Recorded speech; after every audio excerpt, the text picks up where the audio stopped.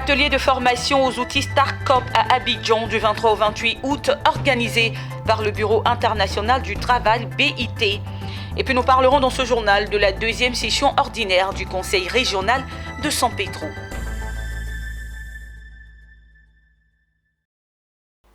Et voilà pour les titres. Madame, Monsieur, bienvenue à votre journal. Le Bureau international du travail BIT, à travers le projet d'appui à la résilience du secteur informel et à la relance post-Covid-19, organise du 23 au 28 août à Abidjan un atelier de formation aux outils StarCop. Cet atelier de formation à l'intention des acteurs du marché de Marcory est une opportunité pour la mise en place des activités économiques et la création des coopératives en guise d'alternatives crédibles. Le reportage de Pierre Tebeu et Richard Akeki. Les marchés d'Abidjan représentent une source d'emploi et de revenus pour beaucoup de travailleurs, en majorité des travailleuses.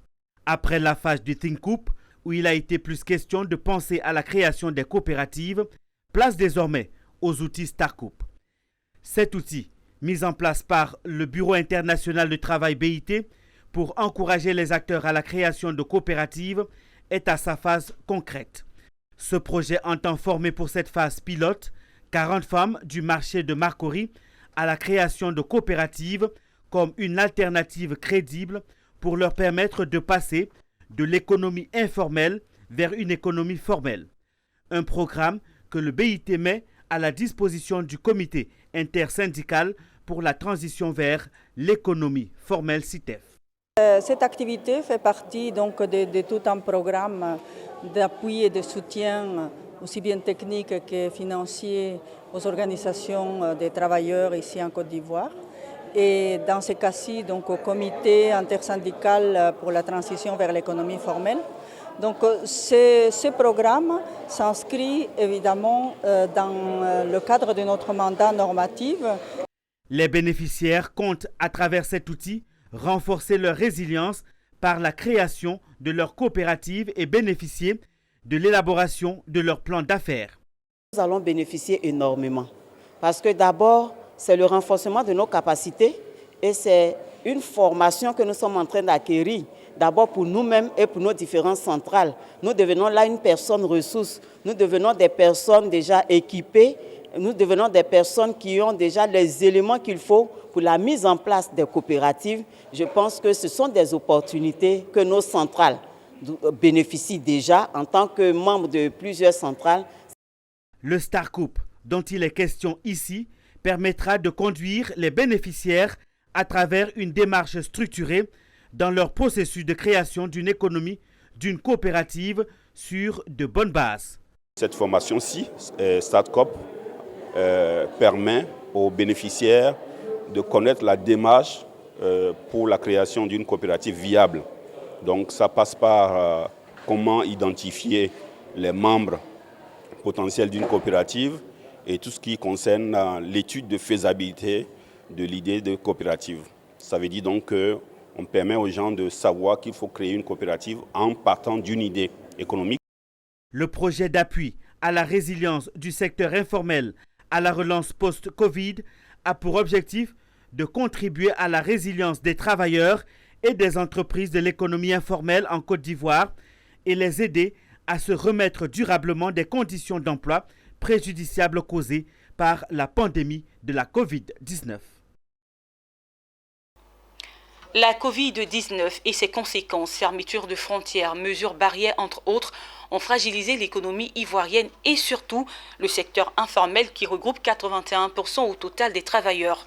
Il est donc nécessaire de trouver des mécanismes de gestion adéquats pour rendre ce secteur plus dynamique.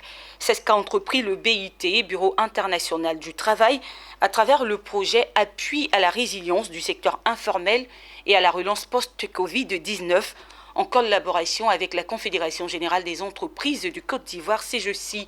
Ces mécanismes sont enseignés en atelier de formation aux formateurs dont le module est « Comment formaliser votre entreprise ». C'était à la maison du patronat. Formaliser son entreprise, c'est-à-dire lui donner un statut légal, juridique, pour bénéficier des avantages octroyés par l'État aux sociétés en détresse durant cette période de Covid-19. Formaliser son entreprise pour la rendre plus compétitive et sortir de l'économie informelle. Tels sont les enjeux Des ateliers initiés par le BIT, Bureau international du travail. Ici, à la maison du patronat au Plateau, 17 représentants du PME et de l'agence Emploi Jeunes prennent part à l'atelier. Cette formation est donc destinée à des entrepreneurs hommes et femmes qui désirent créer une entreprise selon les procédures et exigences de la loi en vigueur dans leur pays. Mais elle est aussi et surtout destinée aux entrepreneurs qui sont déjà en activité, mais qui désirent se formaliser. Pour conduire cette formation sur la normalisation des entreprises, le Bureau international du travail a mis en contribution les membres du réseau Gérer mieux votre entreprise, en abrégé GERM, une structure partenaire du BIT. Le réseau GERM est un réseau constitué de formateurs d'abord, GERM, qui est un programme du BIT labellisé pour former et encadrer les micro-entrepreneurs. Et GERM a été introduit en Côte d'Ivoire depuis 2002. Et jusqu'à ce jour, on va compter 1 millier de micro-entrepreneurs qui ont été formés. Maintenant, on a introduit un nouveau module pour faciliter la formalisation des entreprises qui s'appelle FVE, formaliser votre entreprise. Cette formation entre dans la droite ligne des objectifs de la Confédération générale des entreprises de Côte d'Ivoire, CGC. On veut en fait trancher avec l'idée qui consiste à uniquement copier des formations. On veut pouvoir effectuer un transfert de technologie. Donc les formateurs sont formés à la formation GERM, Gérer mieux mon entreprise, et cette formation est ensuite diffusée auprès des entreprises. Et ça se fait localement. On n'aurait plus besoin d'avoir à aller chercher des compétences extérieures puisqu'on aurait sur place des personnes qui ont été formées et validées par rapport à cette formation qui se fait généralement à l'extérieur. Le Bureau international du travail souhaite que cette formation sur la formalisation des entreprises soit dupliquée. Les 17 à cet atelier ont fait la promesse de relayer la formation auprès d'autres structures telles que l'agence Côte d'Ivoire PME. Pour l'heure, ils ont 10 jours de formation pour mieux comprendre l'ensemble des ficelles de la formalisation d'une entreprise. Merci à Philippe Zabo et Ismaël Doza.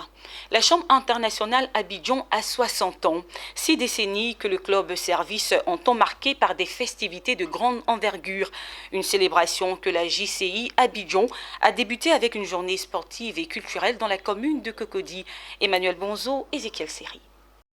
Par cette touche de balle, la JCI Abidjan enclenche les festivités marquant ses 60 ans d'existence. Un lancement du soixantenaire que le club service ouvre avec des activités sportives et culturelles dans la commune de Cocody. En débutant ainsi, les membres expriment le dynamisme et l'engagement de la JCI à toujours se mettre au service des autres, même par le sport et la culture.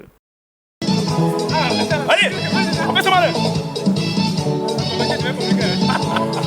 Le sport. Oh yeah. Allez, 6 et 7. Allez en bloc, les bras. 1. Allez, 2. Encore 3. L'esprit qui a animé ces festivités était un esprit bon enfant. Nous nous sommes amusés, nous avons joué dans une convivialité, dans la fraternité. Et c'est ce que recommande la Jeune Chambre internationale. La fraternité humaine transcende la souveraineté des nations. Ce qui veut dire que nous sommes tous des frères. Donc le sport, comme je le disais, est un facteur de cohésion, est un facteur qui permet de rassembler les personnes. Fitness, tournoi de Maracana, freestyle, fanfare et prestations artistiques ont meublé cette journée sportive et culturelle. Elle a mobilisé également des partenaires venus communier et soutenir les membres en fête de la JCI Abidjan. Je crois que la Jeune Chambre, par essence, c'est un creuset de leadership.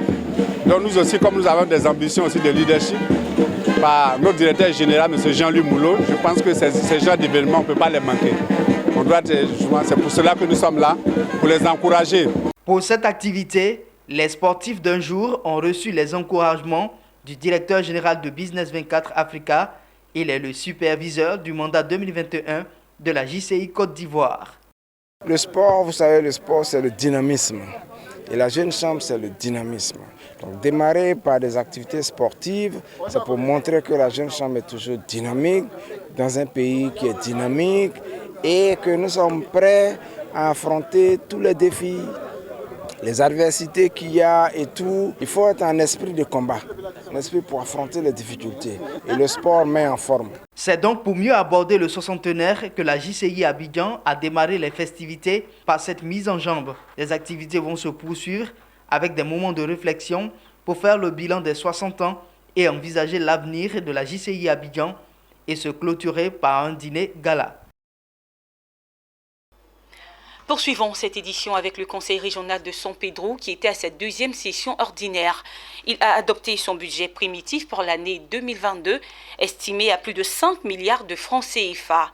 Ce budget est en hausse de près d'1 milliard par rapport à celui de 2021 en cours d'exécution. Le reportage de Abel Kwao dans un commentaire de Pierre Tebeu. Les conseillers ont adopté à l'unanimité le budget primitif pour l'année 2022, estimé à 5 milliards 430 795 269 francs CFA. Il fait une part belle à l'investissement qui est évalué à 4 milliards 394 660 269 francs, soit une hausse de 1 milliard 203 449 269 francs CFA.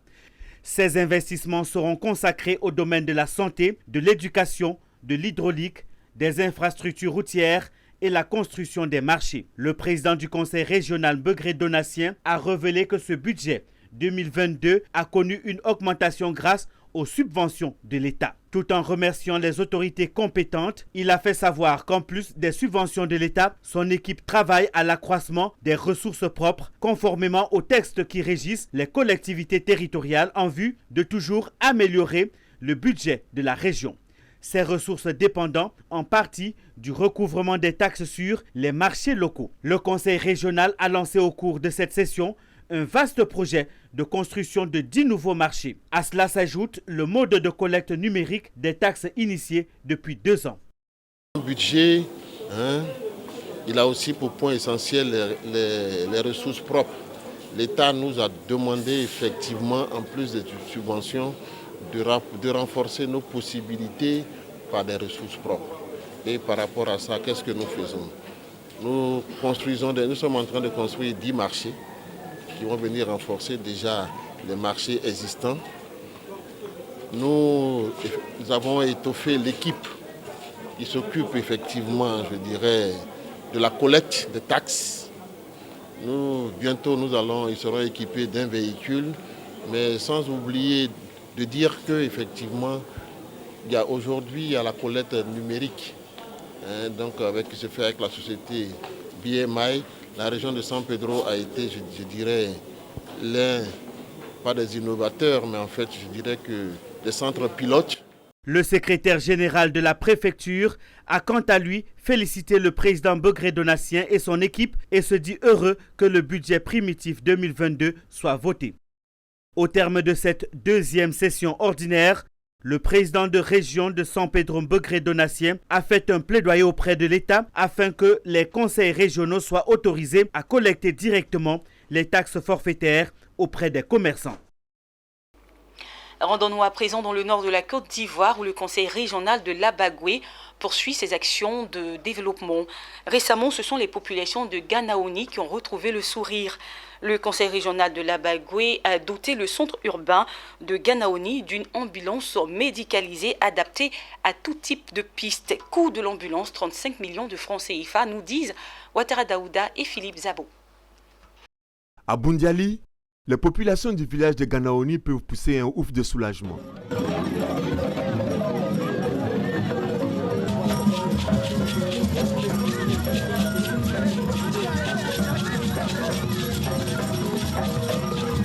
Une ambulance médicalisée leur a été offerte par le conseil régional de l'Abagoué. Cet engin vient renforcer le plateau technique et faciliter l'évacuation des patients graves dans des centres de santé hospitaliers, régionaux ou universitaires. L'ambulance médicalisée, adaptée à toutes les pistes, a été réceptionnée par le directeur régional de la santé de l'Abagoué, qui l'a remis au sous-préfet, qui à son tour l'a remis au personnel soignant. Coût de l'ambulance, 35 millions de francs CFA. Cette ambulance permettra d'évacuer nos malades afin d'éviter les décès maternels, afin d'éviter aussi les décès liés aux autres maladies. Voilà, donc c'est une fierté pour nous, c'est une fierté pour toute la sous-préfecture, c'est une fierté pour l'ensemble des cadres. Une satisfaction personnelle parce que ça a bien renforcé, cette ambulance a bien renforcé les capacités de ces structures sanitaires afin de pouvoir faire des références en temps opportun au niveau des structures sanitaires de plateau technique plus élevé, notamment l'hôpital général de Niamey. Nous n'avons qu'une seule préoccupation, le bien-être de notre population. Peu importe ce que nous sommes nous-mêmes, si la population pour laquelle nous nous battons n'est pas heureuse, nous sentons en vous la volonté, le pouvoir et le don de soi pour que notre population aille de l'avant. Siama Bamba, président du conseil régional de la Bagoué, a annoncé d'autres investissements à Ganaouni. Pour atteindre cet objectif, il a appelé à la paix et à la cohésion sociale. On veut pas, on est ensemble. On s'aime pas, on est ensemble. Donc, mettons-nous au-dessus et allons-y. À noter qu'avant la remise officielle de cette ambulance médicalisée, plus de 5 ambulances du même genre et des produits sanitaires, ainsi que plusieurs centres de santé, ont été offerts par le conseil régional de la Bagoué à d'autres localités.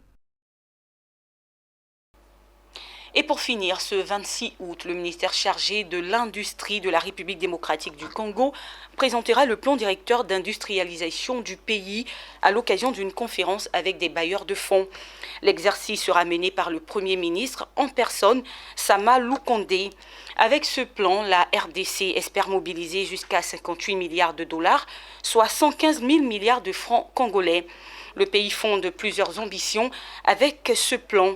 Il souhaite déjà réduire sa dépendance vis-à-vis de l'extérieur pour les besoins de consommation de ses 89 millions de résidents en matière de produits agro-industriels, pharmaceutiques et de textiles, dont les dépenses en devises étrangères sont estimées à 2,5 milliards de dollars.